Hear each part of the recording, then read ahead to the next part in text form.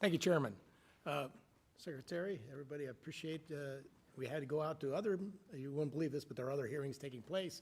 So I went over to bug Secretary Turner and now came back, so it's your turn. Secretary Hegseth, your April 30th memo on Army transportation and acquisition reform directs the Army to expand prepositioned stocks of equipment to the Indo-Pacific. I expect we would need to enhance our industrial base capacity to support this effort. Can you discuss the importance of increasing prepositioned stocks in the Indo-Pacific and how this affects the Army's resources for FY26? It's a great question because it marries up two things that need to be linked and synced and often aren't, right? The capabilities that we have in the priority theater and where we preposition those capabilities. So my job exists on multiple axes of that. One is working with allies and partners to make sure we have places to preposition them, many of which we can't talk about here today, but in the event of a contingency, we can't be relying on a supply chain that reaches all the way back to the States or even to Hawaii or even to Guam. You need to recognize the prepositioning of stocks. But then you have to have those stocks, and they have to be the relevant ones for the systems that you're deploying, and you need a defense industrial base to deliver on that, which is why we've made historic investments in munitions, focusing on priority munitions that would be applied in our priority theater, with a recognition that every munition we spend somewhere else, and I say that as someone who, very proudly, we conducted a very successful freedom of navigation campaign against the Houthis to ensure that our ships don't, and by the way, 2 of our ships transited the BAM successfully and the ceasefire held very recently. So doesn't mean you don't expend munitions, you judiciously expend them with an understanding that you have to safeguard others for future fights and prepositioning and then invest in your industrial base. And I think that's why you see a budget with a 13% increase. 13% increase in a defense budget is significant and allows us to both invest in the president's priorities and fast-track munitions that we're going to need. For a guy chairing a committee that has to cut his by 57%, I can tell you getting a plus 13 is a lucky day. Chairman Kane, our forces face growing challenges sustaining operations across contested environments, particularly in the Indo-Pacific. China is investing in capabilities designed to disrupt supply lines, access to forward operating bases, and target critical logistic nodes.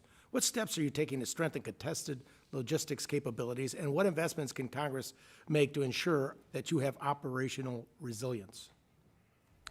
Well, Congressman, thanks for the question. You know, history tells us that the professionals talk about logistics, and that's what was the big differentiator between us and our adversaries in World War II, is really the logistics power. You know, our teammates within the Joint Force are looking carefully at this right now, and as we look at the adversaries' threat arrays that they have and our ability to defeat them and move the combat capacity that we need to through those difficult places is a key part of that. I don't have a specific number for you, but what I'll commit is, as we think through what contested logistics looks like, as we think through what forward supply points on the first and second island chain might look like, we'll stay close with the committee to make sure that we're communicating early, often, and always about what our needs are. I certainly appreciate that, and I throw out that having a small Air Force Reserve airport in Youngstown, Ohio area. Some great C-130Js up there, Thank Congressman. You. Yeah. Appreciate the help on our fire department for the new inventory we got. But the old stuff we had there, you had maybe 8 planes. You were cannibalizing 3 to feed the 5 because we didn't have parts in storage and those type of things.